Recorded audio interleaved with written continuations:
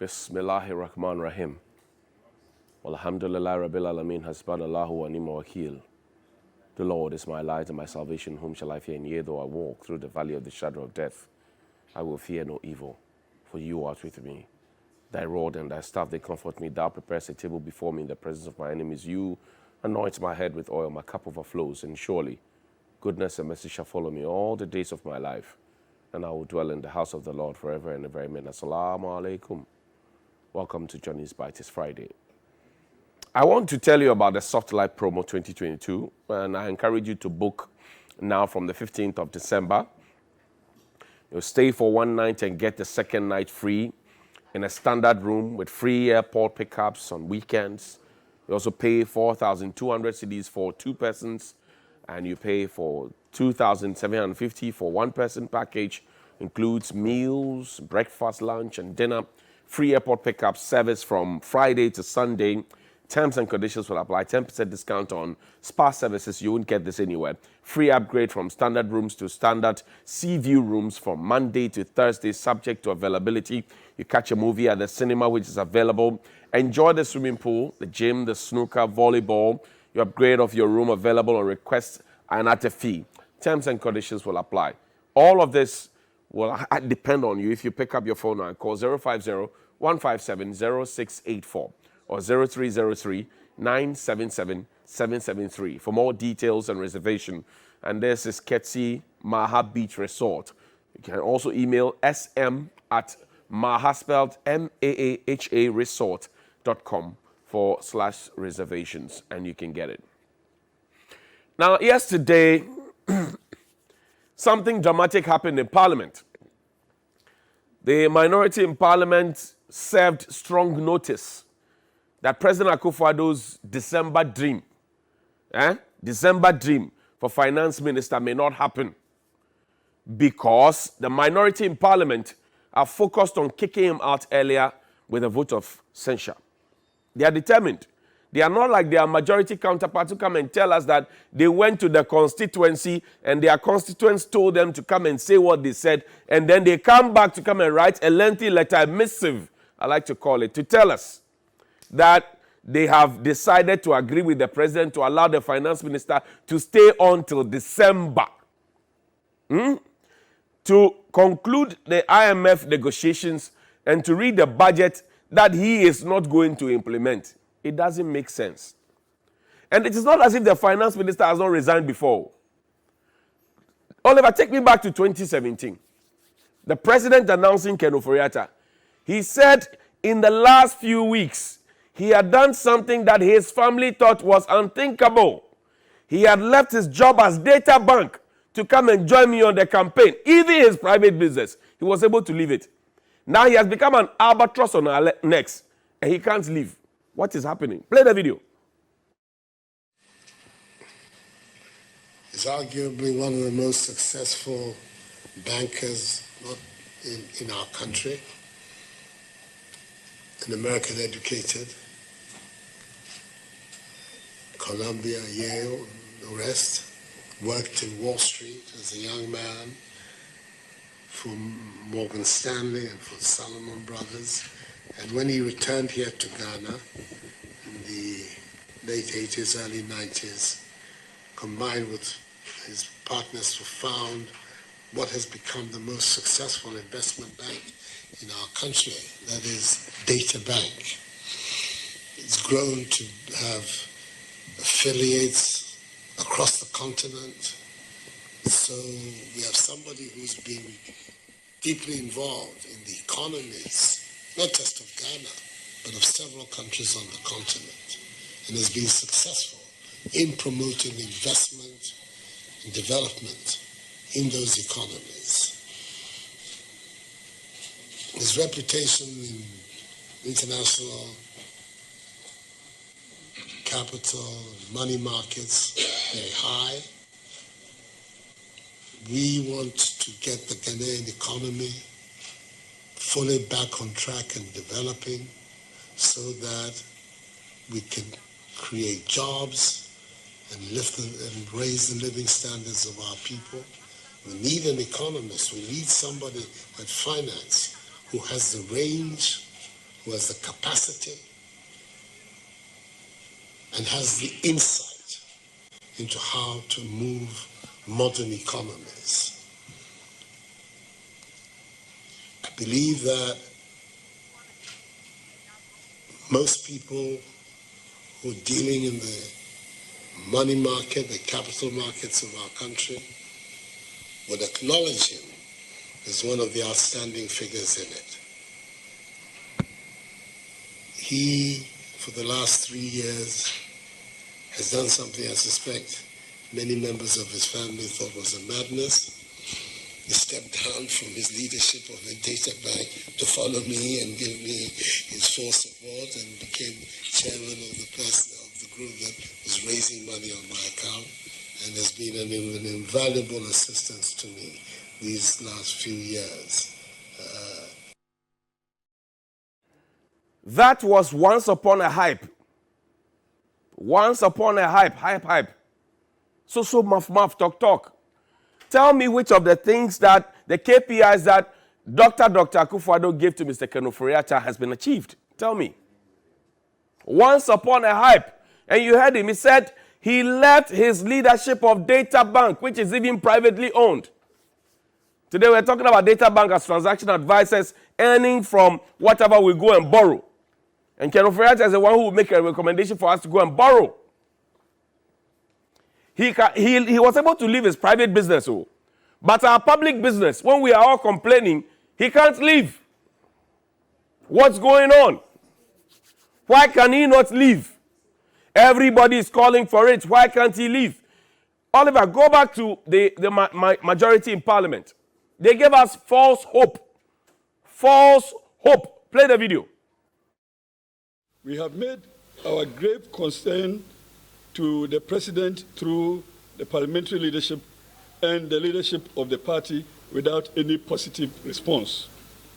We are by this medium communicating our strong desire that the President change the Minister of Finance and the Minister of State in the Finance Ministry without further delay in order to restore hope into the financial sector and reverse the downward trend in the growth of the economy. The summary of our concerns leads to a plea that the Minister of Finance, Honorable Ken Ofori-Atta, and the Minister of State of the Ministry of Finance, Honorable Charles Edubuahin, be removed from office. We want to serve notice, and notice is hereby served, that until such persons as aforementioned are made to resign or removed from office, we, members of the majority caucus here in Parliament, will not participate in any business of government by or for a president by any other. This is where the guy will say, oh, boy, because they didn't mean it. If you really meant it and you had come to us based on the advice of your constituents, you would have stuck to your guns. Preparing a budget is not one man's job. It's not a one-day job. The conversations at IMF is not just Ken representing all of us. He has a team. Why are you suggesting to me that today touch would perish the thought? If Mr. Ofori-Atta dies today or he falls seriously ill, well, I won't use seriously ill because when he was seriously ill, his cabinet preserved the finance ministry job for him to go and get his surgery done for him to come back and come and take the job. The same Honorable HMS Abosu today is telling us that we have to wait until December, sign that letter, was the one who read the budget to us as if it was some English literature book. Are you suggesting to me that perish the thought if Mr. Ken Ofori-Atta dies today, we won't get a replacement as finance minister? Why? Is it the same Nanado who was talking about family and friends? He was complaining bitterly about family and friends in opposition. You could count the number of family and friends in John Mohammed's government. He would complain bitterly. Today, his family and friends are littered all over the place. To the extent that even those who are non-performing, he wants to keep them and says they are performing excellently. I'm asking you, I played the KPI I gave Ken Ofori-Atta in 2017. We are in 2022. Which of them has he achieved, apart from borrowing? which Mr. Kwame Pianim says he has done very well with borrowing. No debate about that one. He has borrowed so that me, my grandchildren will come and pay some of the debt. Me, as young as I am, my grandchildren will come and pay some of the money that he has borrowed. He will not be around. Reckless borrowing. And I told you, the constituents in the constituencies of the members of the majority, I hope that they rescind their decision. If they don't, sack them. When the primaries are due, sack them. We need men and women of their words. We need people who can stand up for what they believe in. If you believed that Mr. Kenofri Atta was not fit for the job and that you will not participate in any debate of the budget and hearing of the budget, and now you are rescinding so that you could go through the budget and go through the IMF, then you are not men of your words. And your constituents must sack all of you. Oh yes. Because yenina yahu treye. But the minority is keeping to their guns. Second session of the 18th Parliament of the Fourth Republic of Ghana, order paper for the third sitting of the third meeting of Parliament, Thursday, 27 October, yada, all of these things. This is the meat of the matter. Notice of motion on a vote of censure. Motion that this Honourable House passes a vote of censure on the Minister responsible for Finance, Mr. Ofori Atta, in accordance with Article 82 of the 1992 Constitution on the following grounds. 1. Despicable conflict of interest ensuring that he directly benefits from Ghana's economic woes as his companies receive commissions and other unethical contractual advantage, particularly from Ghana's debt overhang. 2. Unconstitutional withdrawals from the Consolidated Fund in the blatant contravention of Article 178 of the 1992 Constitution, supposedly for the construction of the President's Cathedral. 3. Illegal payment of oil revenues into offshore accounts in flagrant violation of Article 176 of the 1992 Constitution. 4. Deliberate and dishonest misreporting of economic data for Parliament. 5. Fiscal recklessness leading to the crash of Ghana's cedi, which is currently the worst performing currency in the world. 6. Alarming incompetence and frightening ineptitude resulting in the collapse of the Ghanaian economy and an excruciating cost of living crisis. 7. Gross mismanagement of the Ghanaian economy, which has occasioned untold and unprecedented hardship. Honorable Alhaji Muhammad Mubarak Muntaka and 128 other honorable members of Parliament, they signed this thing. Even on the side of the majority, there are some people doing motromojo, because they are 137. So 128 plus 1 is 129. So there are still some people who are holding back. They are playing kukwasa, like Martin Pebu said. You may want to applaud the minority for this. But as I said yesterday, they were part of the team of ministers, of members of Parliament that endorsed Ofori Atta for a second term. When did they come to this realization? When did they come to this realization? I'm asking. So they are also part of the problem. And I ask the question, is Parliament really for us? Is Parliament representing us? Or when they get there, they get lost in the title, Honorable, Yomo, and they forget about us? Is Parliament really representing us? Or they are there for themselves? By the grace of God, we have a hung Parliament. So the days when the minority will have their say, but the majority will have their way, is long gone. Now it's a numbers game. And we will see those who truly love Ghana and are patriotic towards us. We will see it. Yesterday, John Mahama spoke. And I've seen a flyer that President Akufo-Addo will speak on Sunday. I have called for him to speak. Long. Lawyer Janto has done so. So many people have called him to speak. He didn't listen to us. When his own members of Parliament held a press conference, he quickly ran to the military to go and say, be loyal, and he's now going to speak to us. He's going to play catch up. Why do you allow the opposition to dictate the pace of conversation in this country for you? The people around you are so arrogant. They are so high on their horses. They are so enumjacracy, jacracy, and humaswacracy, minimcracy, that they give you bad advice. I'm sorry, they are the ones who have told you, oh, don't mind that boy. Oh, don't mind those people. Those people, they are anti-party, they are anti-nation. I hope that your ministers, your MPs, they are also anti-party and anti-country. Today you are going to speak. You have allowed John Mahama to fill the void. You are the leader. And you have the status, you have the rank, but you are not playing leader. At some point during 2020 when we had COVID, you even used the platform to do campaign. We no complain, we no bore. I mentioned Agenda 88, Agenda 111, all of those ones. We no sit up, we no bore. When it matters most for you to bring us all to the center to talk to us like the father of the nation, we didn't see you. And when I complained that you were talking in dispatches and even at some point sounding very arrogant and insulting, people say, why are you talking like that? When the president goes to a stronghold in the Ashanti region, Kwabre, to tell them, I didn't hold your hand to vote. If you like, you can go and vote for the other side. Then you have party people come and say, oh, the alternative is empty. The alternative is... Yesterday, he professed solutions. So, Mr. President, don't go and play catch-up. When you finally speak on Sunday, and I hope you get the number of eyeballs that your opponent got, because I've monitored some of your broadcasts, you don't get the goodwill that you had before 2016 has been depleted.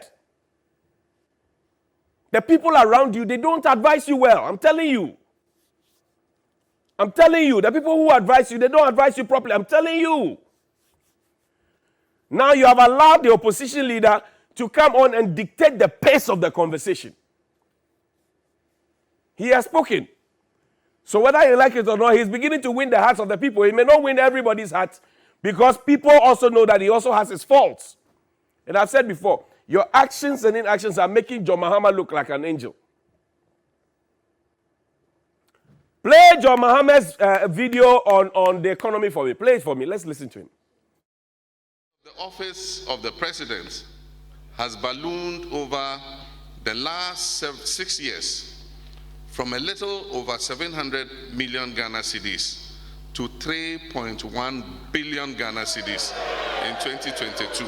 For expenditure rationalization to be successful, it must start first with the president's office. The next is suspension of non-essential projects. All non-essential projects, such as the 116 million euro new Accra International Conference Center and the construction of new embassy buildings for new missions abroad, must be suspended for now. The public funding of the National Cathedral, particularly at this time, must stop. If it's not too late, we can pull out of hosting the All-Africa Games, as it would severely stretch our already precarious finances by hundreds of millions of cedis. There are things that we too can do as citizens in our own small way to minimize the suffering we're going through and help government turn the situation around. As much as possible, we need to acquire and sustain a taste and preference for locally manufactured products. If we must buy consumables or food products, let us consciously look for that rice or chicken that was produced locally, so that it doesn't become necessary for us to have to spend millions of dollars to import those same items. Let us consciously eat more of our local foods, like... That was John Mahama yesterday. And again, I reiterate, Mr. President, don't come and play catch-up. This is a trap for you. Don't come and respond to John Mahama. Because we didn't vote for John Mahama. We voted for you. You swore the oath of allegiance, the oath of president, well, you swore everything there in the Constitution. You have 2 more years not to break the 8, but to make the 8. There's a difference. So your focus now should not be about the next election. It should be about how the people survive through. Like you told us during the COVID era, we know how to bring the economy back. We don't know how to bring lives back. I tell you, people are suffering. Transport fares will go up on Monday, 19%. Fuel has gone up. Rent which you promised to pay has not been paid. Cost of living is up. Economics is bad. Electricity is up. Water is up. School fees is up. Everything is up but their salaries. So the people are looking at you for a certain kind of restored hope. And you did the hope campaign in 2016. So I beg you, Mr. President, by all means don't come and respond to Joma, because then you'll be giving him more leverage. You'll be playing catch up. Let's find a way and draw everybody to the center. Speak to us like the man we had before 2016. Speak to us like the man who is in charge. Speak to us like the country is not on autopilot. Speak to us that you're ready to actualize the things you say to us, like cutting down on expenditure, because we know the CM. Speak to us that the profligate spending will stop. Speak to us and assure us that you take the chair out of the V8. Speak to us and tell us that you cut down on your convoy. Diesel is expensive. And you and I know how much it costs to fuel a V8. So if you have even 10 or 20 of them in your convoy, and they are running from here to Kumasi, by the time they get to Kumasi, they would have done about 1,500. By the time they return, 1,500 for one. Calculate. You may not feel it because you don't buy the fuel, Mr. President. But think about the ordinary people. Pure water will start selling at 60 pesos. Oliver, pull that picture of Mr. Akufo-Addo drinking pure water for me. When, before 2016, people said you were arrogant, you were an elite, you were dadaba, you were not with the masses and all of that, you had a very resonating campaign. You drank pure water, you ate banku, you rode in Willowbrook, you wore an old canvas until your people forced you to change it. This is you in 2016 drinking pure water, Mr. President. At the time you drank this, it was about 10 pesos or so. Today, pure water is 60 pesos. So when you speak to us on Sunday, I don't want you to come and speak and be responding to the opposition. I don't want you, sir, to repeat the mistake where you told us not to politicize the fight against Galamsey, and then when you finish, you said, if we fight it well, we'll be able to break the 8. You just destroyed everything you had said, which we had believed in. Mr. President, by all means, sack Mr. Ofori. He is not the elixir to our economic fortunes. Don't behave like Mr. Yao Safumafu, who had told us that prosecuting Aisha Juan would not end our economic woes.